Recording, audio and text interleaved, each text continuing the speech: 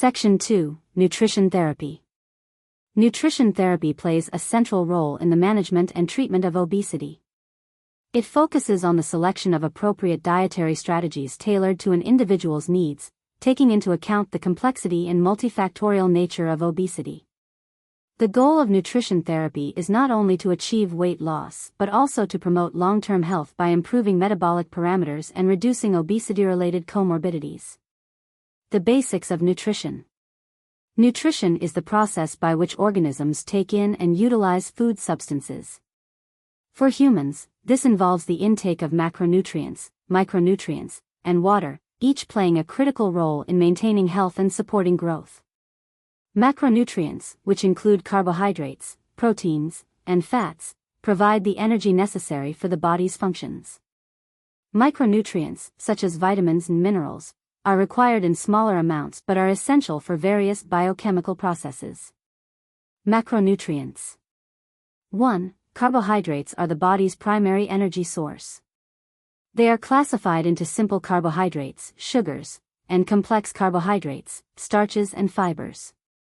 The glycemic index, GI, of carbohydrates is important in obesity management, as high GI foods cause rapid spikes in blood sugar and insulin levels, potentially leading to increased fat storage and hunger. 2.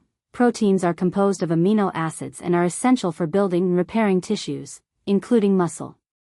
Protein has a higher thermic effect than carbohydrates or fats, meaning the body uses more energy to digest and metabolize it. Protein is also known to increase satiety, which can help with weight management.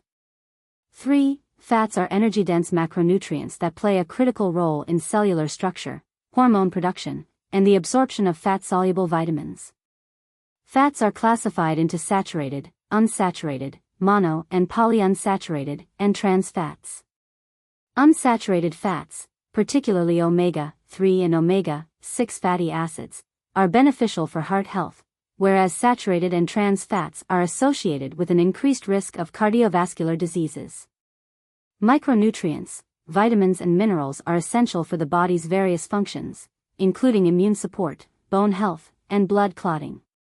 Deficiencies in micronutrients can lead to a range of health issues, which is why they must be adequately provided through diet or supplementation, especially in the context of weight loss. Water, although not a source of calories, water is vital for nearly every bodily function, including temperature regulation, digestion, and waste removal. Staying hydrated is crucial, particularly during weight loss, as dehydration can slow metabolism and lead to feelings of hunger. Dietary interventions, caloric balance and energy regulation. The traditional model of weight management focuses on the balance between caloric intake and expenditure. To lose weight, one must create a caloric deficit, meaning they consume fewer calories than they burn. However, this model is oversimplified and does not account for the complexities of human metabolism, hormones, and individual variability in response to diet.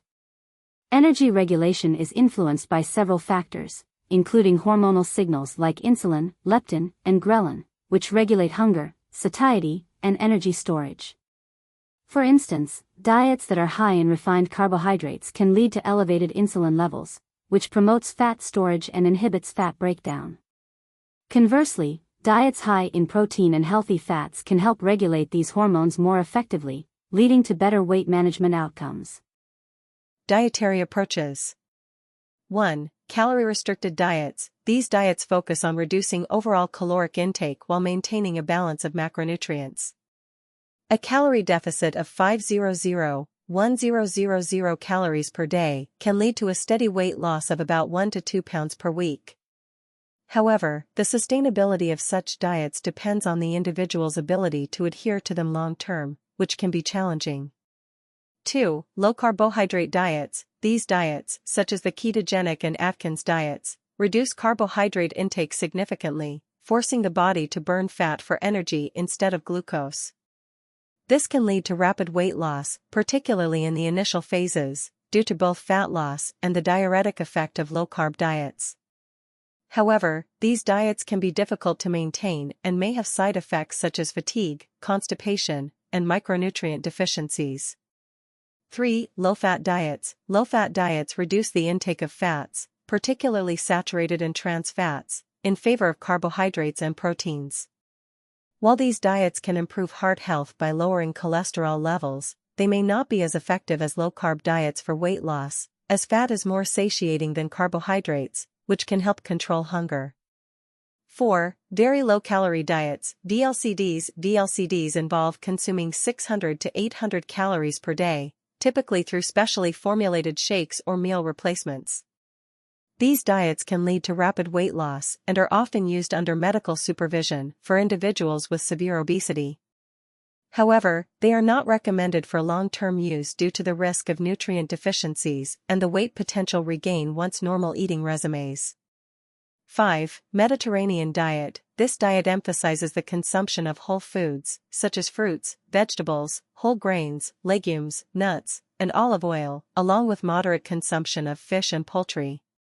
The Mediterranean diet is rich in mono- and polyunsaturated fats, which are beneficial for heart health, and it has been associated with weight loss and reduced risk of chronic diseases. 6. Intermittent fasting. Intermittent fasting involves cycling between periods of eating and fasting. Common approaches include the 16-8 method, where individuals fast for 16 hours and eat during an 8-hour window, and alternate day fasting. This dietary pattern can lead to weight loss by reducing overall calorie intake and improving insulin sensitivity. Behavioral and psychological aspects of nutrition therapy.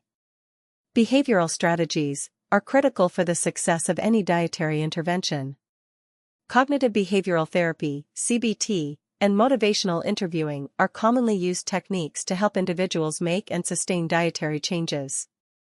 Key components of behavioral therapy in nutrition include: 1. Self-monitoring. Keeping a food diary or using apps to track food intake can help individuals become more aware of their eating habits and make better choices. 2. Stimulus control. This involves managing the environment to reduce exposure to cues that trigger unhealthy eating, such as keeping unhealthy foods out of the home. 3. Goal setting. Setting realistic and achievable goals, such as losing a certain amount of weight or incorporating more vegetables into meals, helps maintain motivation and track progress. 4. Problem solving. Identifying barriers to healthy eating and finding practical solutions, such as meal prepping or planning for eating out, can help individuals stay on track. 5. Relapse prevention. Recognizing that lapses are a normal part of the behavior change process and developing strategies to deal with setbacks is essential for long-term success. Nutritional challenges and special considerations. Nutrient deficiencies. During weight loss, particularly with restrictive diets like VLCDs, there is a risk of nutrient deficiencies. Common deficiencies include: 1. Vitamin D, often sequestered in adipose tissue, leading to lower bioavailability in individuals with obesity. 2. Calcium, important for bone health, and its absorption can be impaired on low-calorie or low-fat diets. 3. Iron, particularly in women, iron deficiency can occur due to reduced intake of iron-rich foods or impaired absorption. 4. Vitamin B12, especially important in individuals following a vegetarian or vegan diet, as B12 is primarily found in animal products. Hydration. Adequate hydration is essential for weight loss and overall health. Water is crucial for metabolism, and dehydration can lead to confusion between hunger and thirst, potentially leading to overeating. Special populations. Nutritional needs vary across different populations, such as children, pregnant women, the elderly, and individuals with chronic diseases. For instance, 1. Children and adolescents require sufficient calories and nutrients to support growth and development while managing weight. 2. Pregnant women need to balance weight management with adequate nutrition to support fetal development. 3. Elderly may have different caloric needs and be at higher risk for nutrient deficiencies due to changes in metabolism and absorption. Long-term success in nutrition therapy. The ultimate goal of nutrition therapy is not just weight loss, but achieving and maintaining a healthy weight over the long term while improving overall health and reducing the risk of chronic diseases. This requires a sustainable approach that includes: 1. Personalization. Diets should be tailored to individual preferences, cultural practices, and lifestyle factors to improve adherence. 2. Education. Patients should be educated about the importance of nutrition, portion control, and how to read food labels. 3. Support. Ongoing support from healthcare providers, dietitians, and support groups can help individuals stay motivated and overcome challenges.